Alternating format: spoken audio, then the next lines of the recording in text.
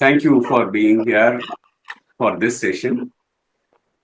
On behalf of ICF Chennai Charter Chapter, I have a great privilege in welcoming you all to this wonderful topic that all of us are aware of it, all of us heard about it, but we don't speak about it, right?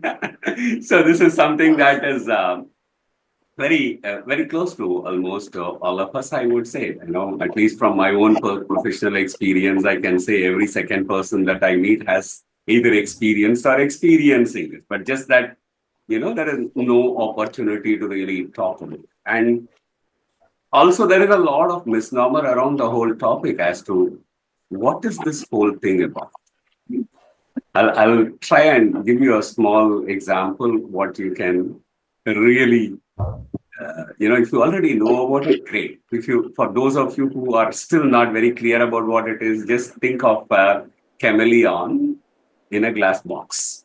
That is exactly what it is, right? A chameleon has its own inherent great qualities, changing vibrant colors and all of it, but still, the world can see, but it still feels that it is trapped in a glass box, right? So that is exactly what we are attempting to really see how as coaches, as people development professionals, what is it that we could learn and cope up with these things. And sometimes I've also heard coaches say that they go through it. And frankly, I have gone through it. I'll be wrong in saying that, no, I'm the most perfect person, never felt like this. There are moments that we keep feeling it, we keep experiencing it, but we lack a greater awareness about that we are going through it. So that is the whole interesting concept about this imposter syndrome.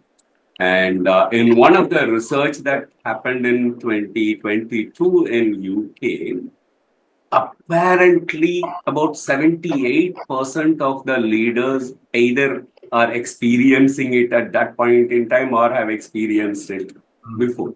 So almost look at it. Only 20% of the people either say that they don't know or they have not seen it, but the rest of them are experiencing it. And it is a greater hurdle that all of us face when it comes to our own growth, professional growth, and our own growth as a personality.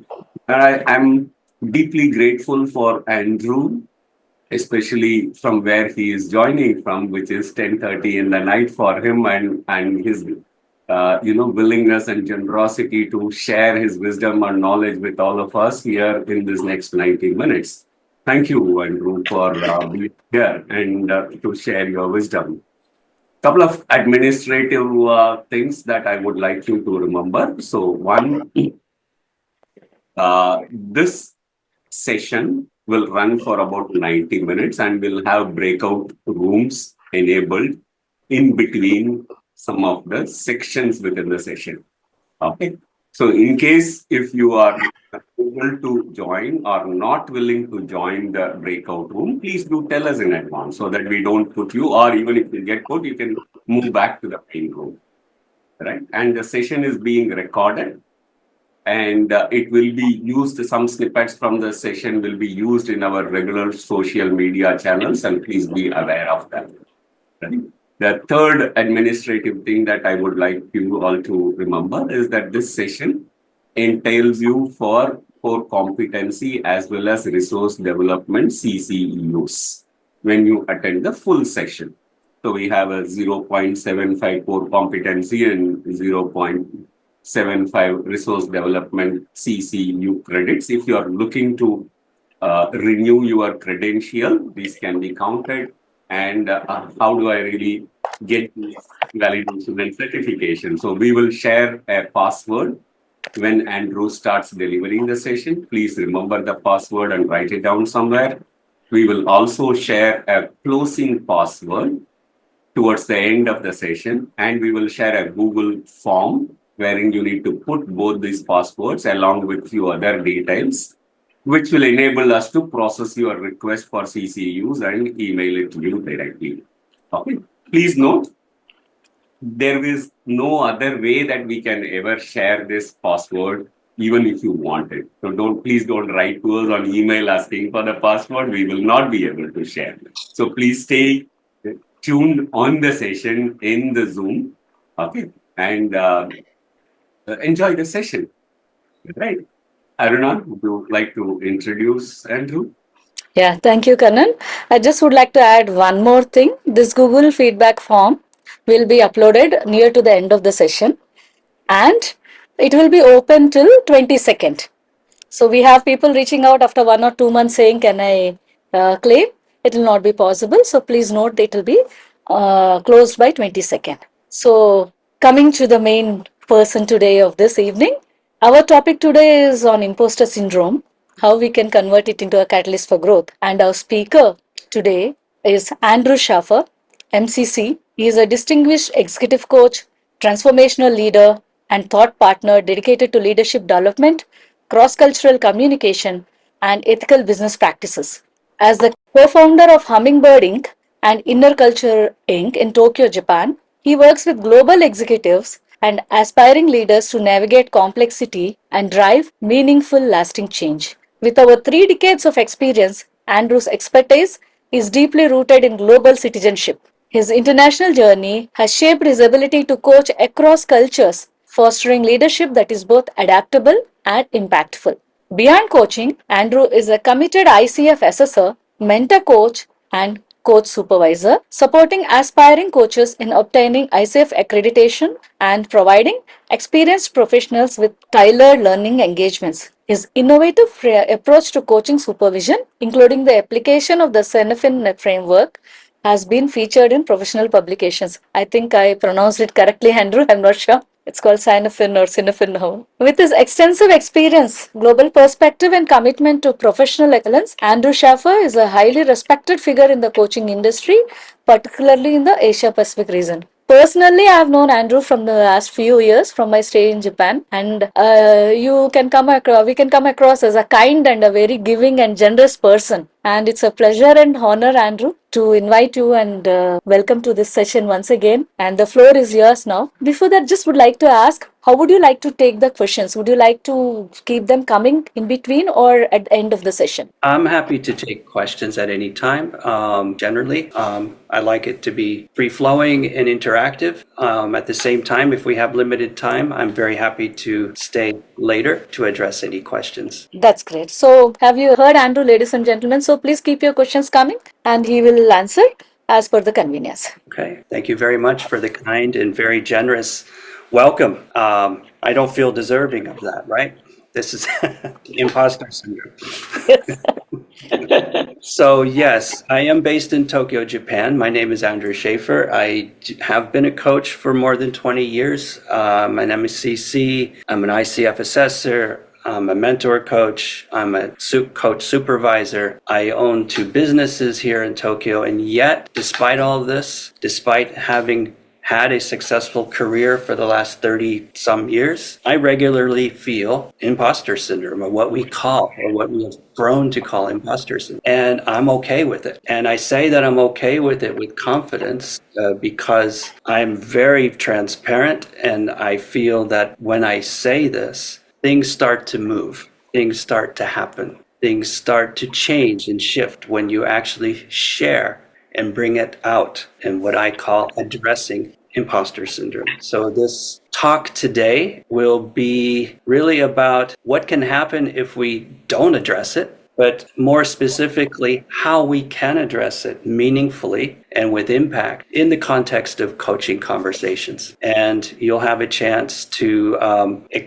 share some of your own stories and where you might feel like an imposter, and actually address those in coaching conversations. So I'm hoping that this will be not only a fun and interactive experience, but also something of learning for you, something of value that you can take away and use in your own life and in your own work as coaches and as professionals. So thank you for inviting me to this event. Yeah. So I will share the screen, but I cannot. Oh, here it is. One moment. So I'm calling it Reframing Imposter Syndrome. And throughout this presentation today, you're going to see a lot of images of mimes. And these are very intentional images. I find there's a very close connection between mimes in coaching in the sense of us showing up with intention, with a very high level of intentionality that is very carefully planned, but also very free-flowing and very expressive, very genuine in the emotions that they want to show. They show on the surface what we're feeling, and they're present in a very, very intense way. And as coaches, we are called to actually be intentional in how we show up for our clients and for each other. So this presentation has 4 parts. First, I'll express and share what some of the experts say about imposter syndrome, what it is. And I'll take you through some of my own research on the impact on the client and coach when we don't address imposter syndrome. And I will highlight 3 ICF core competencies today and how we could use them to actually address imposter syndrome meaningfully in coaching conversations.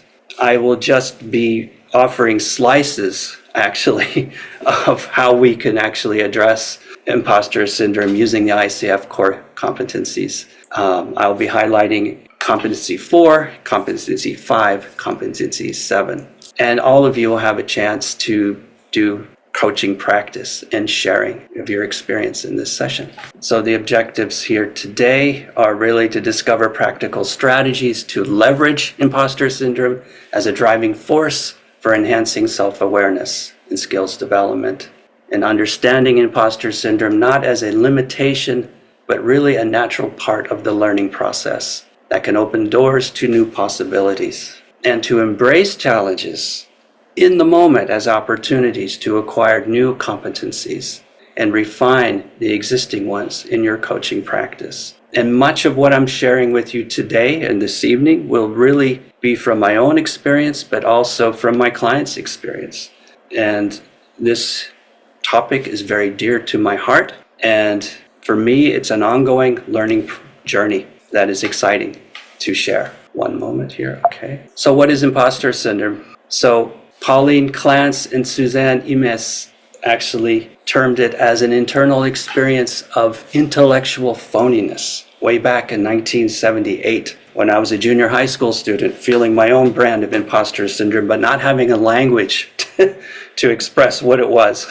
In Japanese, we call it Imposter Syndrome, 𝐻𝐞𝐚𝐫𝐧𝐢𝐧𝐠, meaning imposter syndrome and really judging our own abilities as much lower than they actually are. Imposter syndrome has been described as a psychological occurrence in which people doubt their skills, talents, or accomplishments and have a persistent internalized fear of being exposed as frauds. And because of this fear, we often don't express it. We push it away, or we push it in deep inside of us. We hide it, or we mask it, or we skirt around it. And in coaching sessions, I have seen clients struggle to express it for fear that they are putting themselves in a difficult position that might undermine their abilities as leaders. I've seen coaches, I've coached coaches, I have worked with coaches that have expressed great reluctance to voice these feelings. And there was a time in my own career when I was actually working very hard to prove myself that I don't have this, that I'm super confident, that I'm a visionary, that I'm this and that and the other, that I have many superpowers that are just waiting for people to see. No, imposter syndrome can be a superpower if we address it properly. And so Valerie Young, who is a very, I would say, an extremely gifted and successful visionary in terms of her research on imposter syndrome, has actually identified 5 types. The perfectionist, where we feel the pressure to be 100% stellar in our work. And if we're not, then we feel that we've failed. Superhuman, that we should excel in many roles, even roles that are not directly related to our own. And if we don't, then we feel that we have failed. The natural genius, that success must come easily without the hard work and the toil and the strife. And if it doesn't come easily, then we might feel easily discouraged and bad about ourselves and our abilities. The soloist, it has to be me and me alone to do it. The person who might not delegate, the person who might actually just wants to be the one who can do it and other people cannot. And when that doesn't happen, this might feel like a failure. The expert, I have to know everything. And when we're proven wrong or we feel that we don't know everything, this can be a crisis for some of us. And so some of you might actually resonate with one or more of these in our own experience. And other notable luminaries of imposter syndrome, if you're very interested in looking at it further, there's Joan Harvey and Tanya Geisler, Clarissa Estes, and Chrisman and Suar Castro. All of these people have contributed to a wide field of research on imposter syndrome. So who am I to be talking about imposter syndrome, right? Because all of these people are much more accomplished than I am in this field. Again, these are feelings that may come up. When I actually first made this presentation a year ago, I was thinking, do I really need to be making this presentation? Because so many other people have done it. They've done the research, they've talked about it, yet our stories are unique. And as a coach, I feel that I have something that I want to share, even if it doesn't match the same level of research as these luminaries. Saying it actually makes things happen. It helps things get better if we're feeling the weight of imposter syndrome. So I'd like to give you an opportunity to identify a situation where you feel like an imposter. And I'm going to invite you in a few minutes to join a few colleagues in a breakout room and address what feelings or emotions may be coming up for you. And if you could give it a name or a nickname, what would it be? And this can be, feel free to share openly a situation or even an experience where you have felt that way, or perhaps you feel it now and you're dealing with it right now in the present time. So I encourage you to share openly, and as I said, give it a name or a nickname if you can. Any questions before? The nickname, Andrew, the nickname is for the experience and emotions we are having, or the feeling? Absolutely. So if you're saying I'm feeling an imposter syndrome in front of my team, especially in this situation, what would be a name that you would call it? Andrew, should I open the rooms now? Absolutely. So 3 to 4 people have assigned because we are around 26 minus the host. Okay. Okay. So those of you who are not in a position to join, please feel to stay in the main hall. Okay. Srini is alone here. I'll have to move him to somewhere then. I just joined actually. May I know what is the activity that's going on in breakout room? Deepa, right? Yes. Yeah. Deepa, the thing is, Andrew, can we show the screen once? I will show the screen again. Yeah, absolutely. One moment. So Aruna, don't bother about people who don't want to join because they would not have clicked join. So we don't need to do anything at the back. No, just only one person is there in one room, so I'm just thinking how to move him. You want me to do that? I'm doing it. Yeah. So those who have not joined, please don't bother because they have opted not to join. yeah. So this is the situation for those of you who joined late. So this is, you're given 10 minutes and Yes, so identify a situation where you felt like an imposter. What feelings or emotions came up for you? And if you could give these feelings and emotions a name or a nickname, what would it be? yeah, there are some people who are not in a position to join because they have actually joined from car and driving. Oh, I see. Wow. Okay. That's fine. I mean, the people who can, that would be fine. Looks like we have somebody in the waiting room as well. Okay. Yeah, I admitted, right. There are 4 unassigned participants. Just to add today how Andrew is joining Kannan. Andrew is actually recovering from COVID. He's recently. Oh, that's right. Yes, that's And right. because he promised us, he really, made it. And I would say that's so. Truly appreciate that. No worries at all. It's I've been looking forward to this. And those of you who are in the car or who could not join the breakout room, anything to ask Andrew or share, please feel free. Absolutely. To yourself, and you can utilize this time. Andrew, I just joined, so I Yes. couldn't join the breakout room. Okay. I saw a question. and the activity that has been provided. Yeah, And I was just thinking about a situation where I was feeling like an imposter and I couldn't recollect much. But I have one question that's coming up. sure. So I don't know about what the concept that you're introducing, but I just wanted to understand anything that happens to us, shouldn't we not feel like it happened by a chance or luck? I know that luck is something that we are creating for ourselves, and it comes over a period of time based on our effort. At some point in time, it might come. But spiritually, sometimes we feel like it's a blessing Yes, I would agree with that. I resonate with that. because everybody is actually working hard. Most of them are working hard, but only very few are able to get to a particular point or get that award or recognition or position or title or anything, right? So, I would not call that as a luck, but I would call that as a blessing. That doesn't mean that we have not put in the effort. Right. The efforts are there, but we need to have that blessing to get that efforts being recognized by others. Yes. And Is my understanding in line with well, I today's? think you're adding another perspective, which is very valuable. I don't know when you arrived in this session, but I was introducing the concept of imposter syndrome and the different definitions of it, and my a little bit of my own perspective on it. And I think when you talk about the blessings, yeah, absolutely.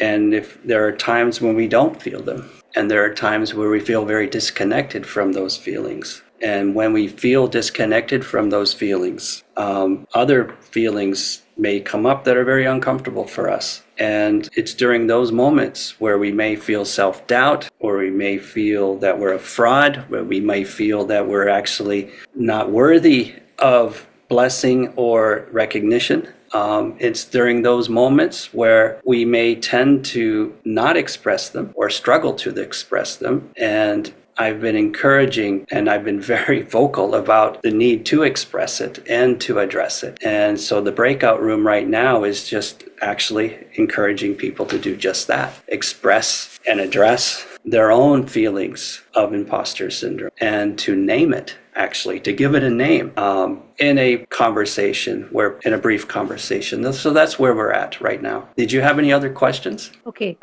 got that background. So you mean to say when I mentioned blessing, that blessing is the feeling that I'm having? Yeah, and that's great if you feel blessing, absolutely. Okay. But what about the absence of blessing? Do you ever feel that? That's a good question to reflect on. Because that's what the imposter syndrome might be. It might feel somewhat like that when we don't feel that blessing, when we feel removed from it. That's where it begins to feel uncomfortable. And that is the space where some of us, maybe more than some of us, may experience feelings of doubt about ourselves and our own abilities and our self-worth. And those feelings are what I describe and many researchers describe as imposter syndrome. Okay. Does that make sense? Yep, absolutely. Thank you for your questions and for sharing as well. And thank you for clarifying. Happy to do that. Hi, Andrew. Good evening. My name is Vasu. Hello? Just want to share one thing, please. Isn't imposter syndrome actually inherent in every human? Because for every work that Isn't inherent? Yeah, inherent in every human.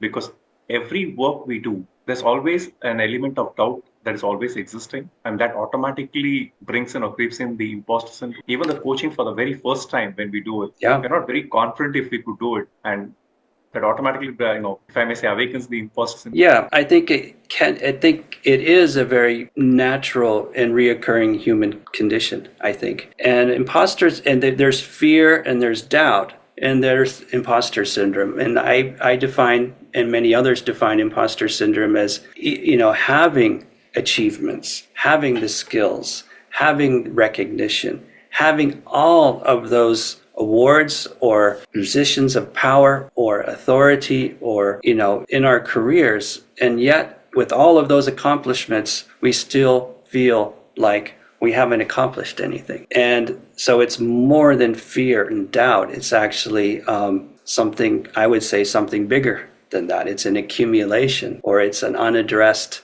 fears that somehow manifest into something much bigger, or something that feels often much bigger than ourselves. I So, agree. excuse me? Yes, I agree. What is Yeah. And so is it inherent? I would say, in my professional opinion, yes, inherent in the sense that we experience it. All of us do in some degree or another at some point. How we deal with it is, and how we handle that or how we don't handle that is very individual. Thanks, Andrew. Thank you.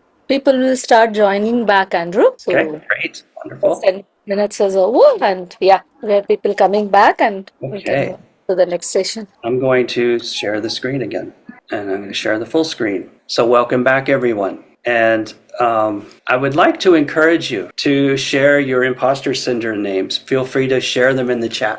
And if anyone would like to share a word or two about your experience or what has shifted for you in these short conversations, feel free to express them in the chat. Or if you feel brave, feel free to voice them for the next couple of minutes. I'm sure everyone would be very curious to hear and to read what you have to share. And as you do that, one thing I really want to highlight here is that what you're doing in this conversation is actually in alignment with ICF Competency 7, evokes awareness and using metaphor to describe situations, to describe feelings. So in coaching conversations, putting a name to something is actually allowing us to identify and interact with feelings on a deeper level. In that way, we have agency. We're actually taking agency to name a feeling or I would say, a mess of feelings where we're feeling very uncomfortable about ourselves in certain situations. So if we're able to give it a name and call it a name, we're already changing the dynamics and we're already having a conversation that can be very powerful. We have some already names which are shared by. I'm going to stop sharing the screen so I could actually read some of the comments coming up. I would love to see them. Yeah, you can start from Baburaj, which is duck. Wonderful. Interesting between Barbara, Armugam, and Nisha and Soundar. Four of us were there, and it was a very interesting, conversation. So we had one person had a perfectionist and expert. Currently, the feeling which they were having it, but the feeling was inadequate. Nickname could not be given. Another person was talking about perfectionism and superhuman as a two specific thing which was happening. Another person has looked at two persons actually looked at perfectionism and expert. Another person could pinpoint very clearly on soloist as one of the area where he is working on and so on. The fourth person looked at it's a lifelong experience of going through all these five things at different levels, and so created a name called duck. The feeling of duck is metaphorically, duck is something which stays still, and then in case it is easy to shoot down.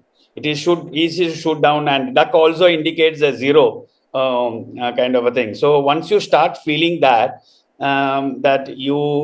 imposter syndrome, that person could work on it, keeping this metaphor on it, and then so the nice feeling which we had was that we immediately could acknowledge the feeling that we have going through these experiences, acknowledge it, and then move ahead on this platform. So that is what in our group, I'm just summarizing from what we learned from our group. That's it. Thanks a lot. Thank you very much. I'm very inspired by what you're sharing. And it's amazing the diversity of different names and different things that people have shared in the chat. Thank you. And if there's anyone else would like to verbalize anything before I move on, feel free to do that in the next minute or two. And the sharing of your experience will not stop here, because the experiences that you shared now just a few moments ago in the breakout room, you'll actually be invited to work on them in the practice coaching sessions later in this session. So everyone should have a topic now to discuss in a coaching conversation. Okay, I'm going to share the screen with you again. Okay, so let me, a second. talk a little bit about my own research and my own experience when imposter syndrome goes unaddressed. So when the client either doesn't address or doesn't feel safe to address imposter syndrome during a coaching engagement, during coaching conversations. So the impact on the client can be very dramatic. It can be very, I would even say traumatic in some cases. And it can actually impact negatively on the coaching relationship and the coach and the client's experience in coaching. So the fear of failure, holding back from setting ambitious goals and meeting challenges, lower confidence, hindering the ability to fully engage in the coaching process, perfectionism, overworking and overstressing, which may lead to burnout, undervalued achievements. So they may actually have done quite a lot and achieved a lot in their careers or even in the coaching process itself, but they may tend to downplay their skills and their efforts, thereby undermining the progress that they're making. Increased stress, negatively affecting well-being and the ability to fully engage in the coaching and conversations. I've seen this happen. I have had supervision clients bring cases to describe these situations. So these are very real and present. If the client doesn't have the opportunity or doesn't feel safe or doesn't address imposter syndrome, those feelings that are inside of us can manifest in these ways. And it's interesting. It's not only with the client, it's also with the coach. There are risks if the coach doesn't address this, either within the coaching session itself or outside of the coaching sessions, either in supervision or in a coaching relationship. These are short lists. These are 5, but self-doubt in coaching ability. Insecurity as a coach is visible. In other words, the clients can see it if the coach is feeling it and trying to hide it. And that can undermine client trust. Difficulty setting boundaries, giving in to unreasonable client requests leading to burnout. If you're wanting to overplease and overact, this can happen. Or limited challenge to clients, shying away from pushing the clients outside of their comfort zones, wanting to make it a very comfortable experience rather than actually engaging them on deeper levels. Fear of evaluation, over concern about how you are perceived and thus not fully engaging the client, being distracted. More attention is then on yourself and not on the client as coaches. And in many cases, coaches may switch to consulting mode where they feel, okay, I have to prove my value by by giving advice and showing my value, even when uninvited, or even when, the focus should be on the client and not on the coach. So these dynamics can happen, as a result of not addressing imposter syndrome and the feelings associated with it. So what happens is the coaching outcomes. What happens then at the end of a coaching engagement? Again, this is a short list of what I've seen happen and what I have actually heard happen from other people that I've worked with. Diminished coach effectiveness, meaning the coach may have less confidence and reflective abilities, so they may feel stuck. And if they don't have the reflective abilities, if they don't have the confidence to really look inside themselves, then they don't improve. Stunted client growth. The client may leave coaching without reaching their goals. Then that could lead to derailed careers. Both clients and coaches may face professional setbacks. And with this, it can get much wider. The impact can grow in a much wider scale. So less organization effectiveness. In other words, leaders may actually leave the organization or underperform. And then there is the very real and present risk of negative perceptions of coaching itself. In other words, it can spread across the coaching profession. The coaching profession can actually lose credibility among the eyes of many people. So these are very real risks of not addressing imposter syndrome openly in a coaching relationship. So what can we do? And so as the title of this presentation suggests, it's positively reframing it and embracing imposter syndrome as an opportunity.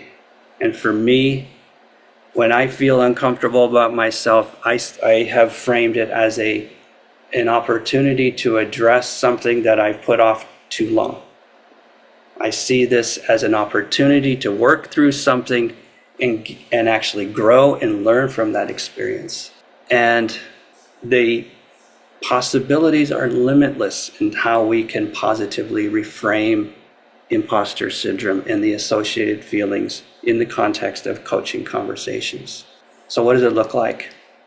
It means creating a safe space to share freely with powerful questions, silence, and the use of metaphor that many of you have already done in this session already.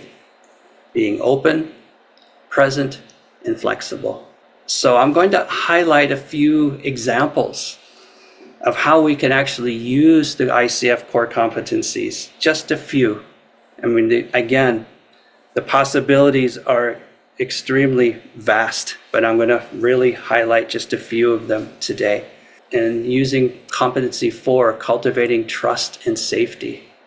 So 4.5 acknowledges and supports the client's expression of feelings, perceptions, concerns, beliefs, and suggestions. And 4.6 demonstrates openness and transparency as a way to display vulnerability and build trust with the client. So what does that look like, practically speaking? So it could look like something like this, where the coach may say, I want to create a space where you feel comfortable sharing. You have a successful career, yet I sense in your words that there may be self-doubt. How true does this feel for you? So it's actually making an inquiry. It's actually inviting the client to address uncomfortable feelings in a very respectful, open, and curious and safe way. And the coach, in using this competency, may actually share a bit about themselves, using themselves as an instrument. And this is actually something that I have used. These actually come from real conversations. So may I share a personal story? I've experienced moments of self-doubt, etc., etc., etc. They were challenging, but also critical to my growth process. How does this resonate with you? So here you're actually asking the client if you could share. If the client says, okay, share. Then follow up with an open question to allow the client to reflect more deeply. So ICF best practices in competency 4, it's really focusing on exploring the being first before the doing. It's sharing yourself and your experience without attachment as the coach. So whatever you share is actually owned by the client. The client can actually use it in any way they want. It's not about you sharing, it's about you helping the client reach their desired outcomes in that session. Without attachment or detachment means that you actually create more intimacy in that conversation between you and the client, interestingly. And the client always decides what to explore and where to go at every step in the conversation. Feel free to take a screenshot if you want for the questions, because one or two of them might be useful in your practice coaching sessions, if you like. How would you like me to show up for you today as your coach? Is something that I ask often, just to see where the client is. What does a safe space look like and feel like for you? And really acknowledging what the value that the coachee or the client is bringing into the coaching conversation. I want to acknowledge your courage and self-awareness in sharing. How does this feel to you now? These are aligned very deeply with ICF competency 4. If you move into 5, maintains presence. 5.5 is comfortable working in a space of not knowing. And 5.6 creates or allows space for silence, pause, and reflection. And these are from real conversations. So it could look like this, for example. I sense you have some uncertainty around your situation. Could you share more about your feelings? What if you were to embrace this space of not knowing? So not knowing may cause inexplicable fears or feelings that are hard to voice. So giving that space, a safe space to do that, can be very powerful. When the client shares a story or a feeling, and this, responding, that sounds very overwhelming. Let's take a moment. I'm going to give you some space, just breathe, and when you're ready, share what's most pressing on your mind. So really, really allowing that spaciousness to manifest in ways that are actually warming and supportive for the client to be open and feeling safe to voice and to express feelings that perhaps they've never expressed openly before. A few best practices is to use curiosity to explore what the client wants. Use silence to hold the space for your client. Silence can be lengthy and long. And as an MCC, and I imagine other people, and many of you in this session today, probably have valued the power of silence in a conversation. Be responsive, it's late, to their client's nonverbal communication. So a few questions that may be useful or may not, but maybe one might be. What do you want your feelings of imposter syndrome to mean for you? So here you actually have a choice. You're presenting a choice. You're actually allowing the client to consider taking agency in how they frame these feelings and what they mean for them. Instead of the imposter syndrome, instead of the feelings dictating what the experience is, it's actually flipping the script. Who do you want to be in this space? What do you want to learn? How does it feel to decide what this situation means for you? And finally, this is the last example, competency 7, and highlighting competency 7.10 supports the client in reframing perspectives. And 7.11, which is one of my personal favorites, and I would say from my own experience in working with many coaches over the years, most often misunderstood of the coaching competencies. Shares observations, insights, and feelings without attachment that have the potential to create new learning for the client. Many people say, well, I can't share what's happening with me in the coaching session because I'm the coach. Not necessarily true. If it's for the client and for the purpose of helping the client achieve their desired outcomes, it's absolutely imperative that you show up that way as a coach for the client, because what you are experiencing in the room is also equally important and very valuable potentially for the client's well-being and learning and development in that session. What may that look like? I understand how feelings of self-doubt can hold you back. How might this also be an opportunity for you? What would you say to a colleague who is experiencing the same? So these are questions that help reframe the feelings. And then the coach sharing their own experience in the moment.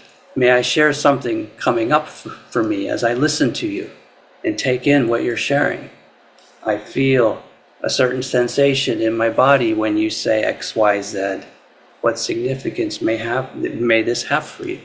And a follow-up question would be, what significance may this have for you given the goal that you set for this session?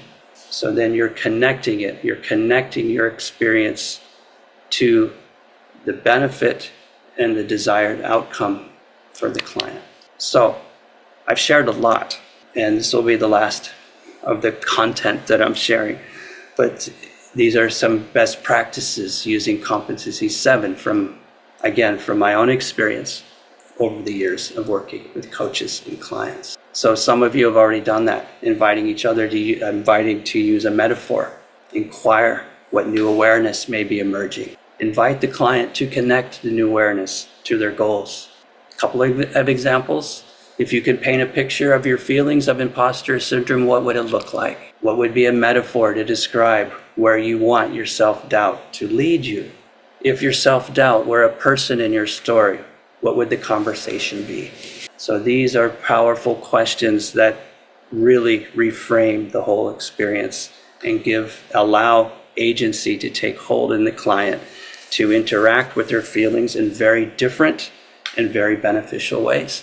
So before we do our breakout rooms, I would love to address any questions or comments that you may have, because as I said, I just presented for a long time there, and I imagine a lot of what I'm saying might still be digesting or sinking into your systems, but I'm very happy to take any questions you may have.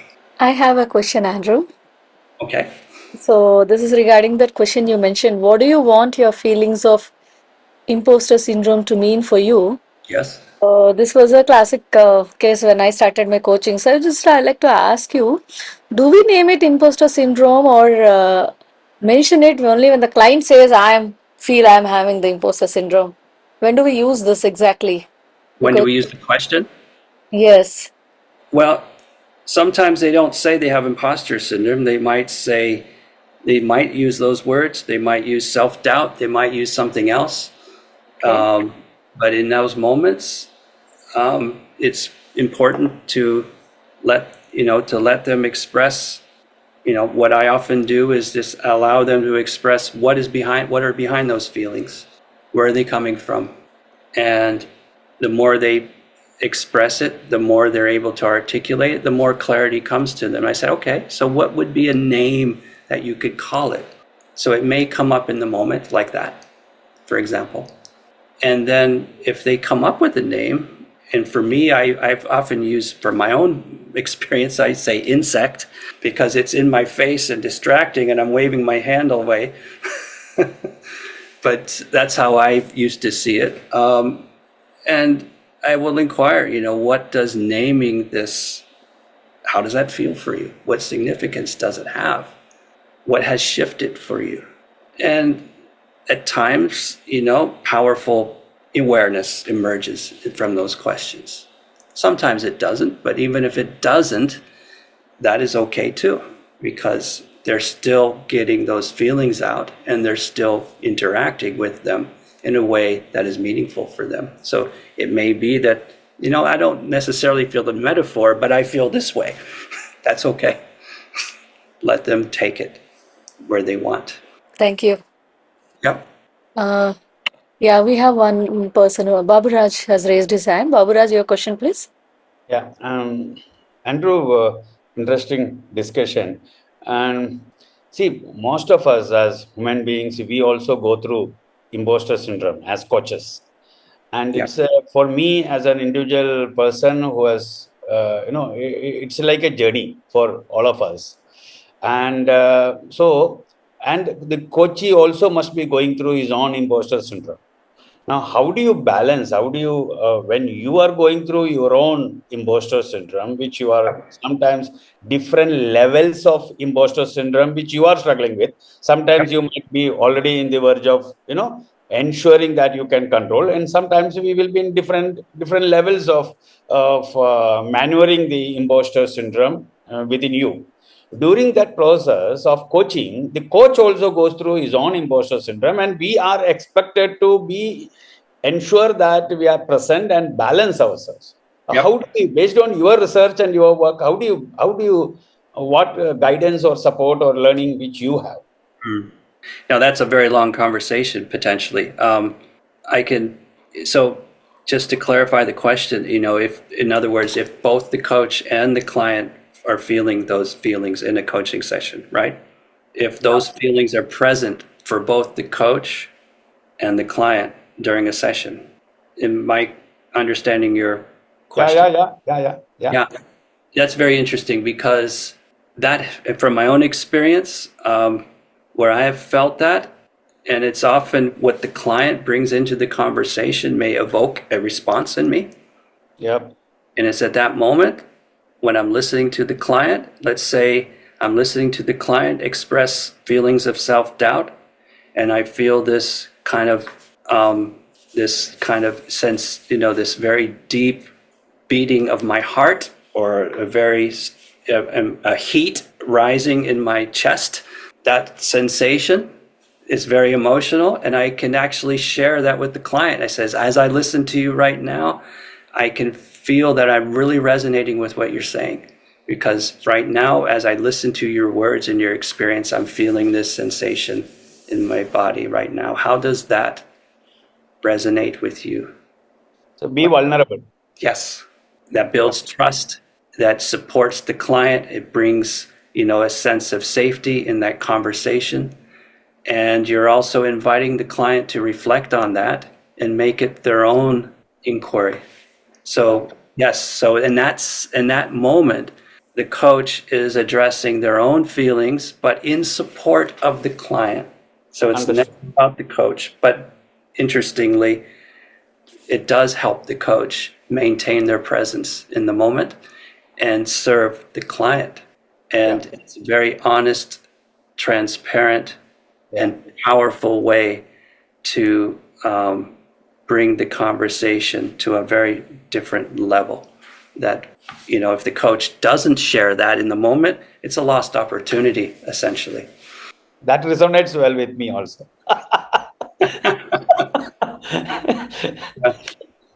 That response was very nicely connecting with me also. Thanks a lot. Certainly. I think I just felt an earthquake here. Sorry? I think I feel the earth shake, so a slight earthquake just happened here. Okay. I was wondering it's not me just feeling dizzy. It's an actual room moving here.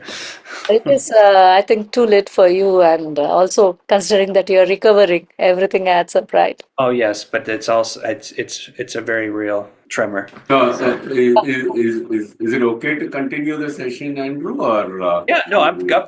It's the tremor of the Tremor earthquake. only. Okay, right. It's right. an earthquake, Please, not you need me. to evacuate and all. Please do tell us. I'm doing very well, thank you. I appreciate the concern. Oh, I took it for granted. Actually, Kannan, when I was in Japan, we all have these tremors regularly in different places. Yeah, I know. Because we don't know sitting here how severe it is and whether they And need to step out. and is your alert switched on, right? Your alert. I mean, anyway, you get it right in the WhatsApp if we have to evacuate. We get the message, right? Alert message to evacuate or to. Yes, if it's of a certain level. Yeah. That. This one was minor, but I felt it. I felt the chair and the table move. So, As Kannan said, please do tell us at any point of time, if you feel to evacuate or you need to stop it. no problems at all. I'd be curious to hear how the coaching, if anybody wants to share anything when they come back. 4 minutes. How many more? I'm just giving them 2 more minutes, Kannan, Okay.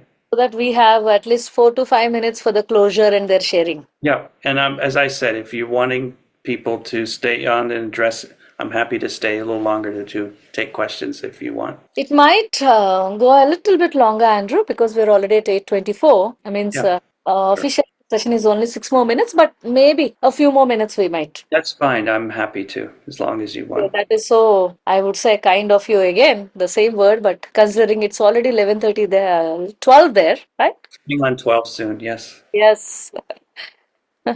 I will connect with you offline, Andrew, on the program once we define the contours and. Yes, please feel free to do that. And then You are in touch. Welcome back. Actually, I have not yet closed the rooms, but people are. Ashok, can you hear us? Welcome back. Did you accidentally get thrown out of breakout rooms, or did you exit and come here? Ashok, can you hear me? Yes, I can. Shen and I, we came out voluntarily. Okay, great. Thank you. That's great. I'll announce now. Andrew, are you able to see this card? let's see. Wait a Can minute. you read? Something just blocked it. Okay.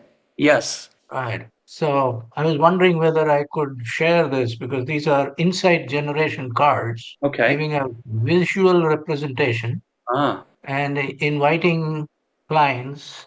I love it. Okay. Then something like this. Right. So visually represent, put 100 cards to them and then invite them to see maybe a half a dozen cards and what sits uppermost in the moment. Right.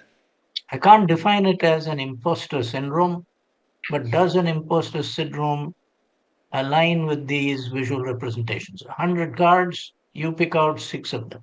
Mm. I would share it once. No, I love what you're sharing. Have you done it before? Yes. Yeah. So welcome back. People are joining back. So Wonderful. this is now the time for sharing, for a quick sharing, because we have a few more minutes and then our usual time for photos. While you are sharing, please switch on your videos. We will click some pics and for memory's sake. And then I'll give the closing password as well. So yeah, Yep. please unmute and share about your experience of coaching to Yes. Do share your experience and questions and I'm happy to stay a few minutes longer if you'd like to address them. So if you all are in a position to switch on your videos, please switch on the videos, please. I'm taking the pics. Okay. All of you give me your best smiles. Oh, what happened to that screen? Still some people are supposed to join us. Thank you, Krishnan, for that. I took the pic. How come the rest have not joined? We can Some problem with the breakout or what? Everybody has. Everybody is there. Everybody is in the breakout room. One or two maybe in breakout rooms no, the breakout rooms are all closed. closed. So we can start sharing actually. Anyone wants to share what happened in the breakout rooms? What has come out of the coaching? So may I share Ashok here? Please do. Yes. Yeah. So Shen was my partner, and while we were discussing about the imposter syndrome and the alignment with core competencies, we had a couple of questions, and one tool was also shared. So Andrew did talk about, can a coach share a personal story? And our thinking was that you might be leading because you are probably judging a situation based on what the client has shared, and you may be unintentionally imposing something on the client which may be quite different from what the client had in mind. So that was one. The other was, the most important thing would be to create an environment of safety and trust. And that needs to be done. The tool that was shared was, a regenerative thinking card where a visual tool is given to the client. I hope you're able to see this. Yes. Okay. So this is this an opportunity or is it reflecting an imposter syndrome? The guy is going to fall off the cliff, but his actions seem to be seizing an opportunity. I don't know what, but what we do is present 100 cards and ask the client to take 5 or 6 of them and identify for at the moment what is it that resonates with him or her. Shane asked a very wonderful question. Are you only going to show males or are you going to show both genders? Who said, okay, there was no gender bias. So the question is, one is not sure as to what is going to come out, but would an imposter syndrome sit high on the mind of the client and can it be extracted using a visual representation? That's my question to Andrew. Yes, I think it can. I think the way that you suggest in interacting over images and pictures can be a very powerful conversation. And again, this would be the client's choice. So it's offering that as an option, either before or during the session, so that they can choose whether or not they want to interact in that way. And that's the same with any inquiry. So any story that I share, as well, would also be completely up to the client and what they want in that moment. But the images I have used as well, not exactly those, but we have used images in interacting with them and what evokes in them and what resonates in the moment. I think it's a very powerful way to address imposter syndrome, I would say, in a very creative way, in a very expressive way, in a very visual way that would stimulate many things in the body, really, that would offer insight. So thank you for sharing that. Thank you. Yeah. Yes. Anyone else would want to share? And just would like to check with you all. Are you able to open the Google form? Because someone was saying that. Yeah, it was possible. So, Google yeah, was- to answer the question, Balasubramaniam, no, we will not be sharing it in the email and all. So, just can you recheck No, once I am whether. able to open. I am able to open it. It is possible. Yeah, Yeah. thank you. Thank you. I just put it on the chat also. Okay, thank you very much. So, if there are no questions, then we will move on to the last part of our session. So I request Mr. Baburaj Nair, our Secretary of the Board and the Director of Strategic Initiatives for ICF Chennai chapter, to please close the session with his summary and thanking everyone. Yeah, first of all, namaste. And to Andrew, especially arigato gozaimasu. I think I have pronounced it properly. And thank you very much for being here and brought out the imposter syndrome from all of us. And also like to thank each one of you who are present throughout this session. There were 33 people, but people who are present, they were continuously was here. And especially the breakout rooms also made us to think, reflect. And because the time given, it was not easy for us to get into it. You are touched upon on what is imposter syndrome, given some ideas about it. Then you touched upon the core competencies 4, 7, and 5, and connected very specifically, indicated specific areas. And for me, what I learned was that out of all these things, I have learned to convert the entire session into an acronym which you have started with saying that reframe. So if you means all of us as coach, if we do understand and appreciate the imposter and learn to look at the questions in a meaningful manner to help the people coaches to be present and look at the outcome. The R stands for the gentleman, the coach would be more resourceful. He will be more evolved. He will be free from his constraints, and then he will be resonating more meaningfully to himself. That is the reframe, the element of awareness would be higher. Then the conversation would be more meaningful to him because he feel it. So REFRAM. And the last one, he will feel more empathic, that the coach and coachee relationship would be better. So this is what I have learned, and I thought I will share it with the participants too, and making it meaningful, reframing ourselves as coaches and helping reframing others, the coaches also, to make it meaningful to them. A wonderful conversation. Thanks to you that we have learned something new. And I'm sure I'm talking on behalf of the ICF Chennai Charter Chapter and all the people around me who are present throughout. Thanks a lot, and Shubharatri, good night, and enjoy the day for people who are starting the day. Thank you very much. Thank you very much. Thank you. So just a couple of announcements. We have our next one more session called Coachability, which is on 21st evening. So you're all welcome to join. This is on group coaching. And then our L&D webinar for next month will be on March 19th. Please feel free to, we welcome you all back for that session as well. And please do look out for our LinkedIn pages. We'll be posting more of our events there. Thank you very much for joining, and we'll officially close the session now. Thank you very much. Thank you. And thank you, Andrew, once again. Thank you.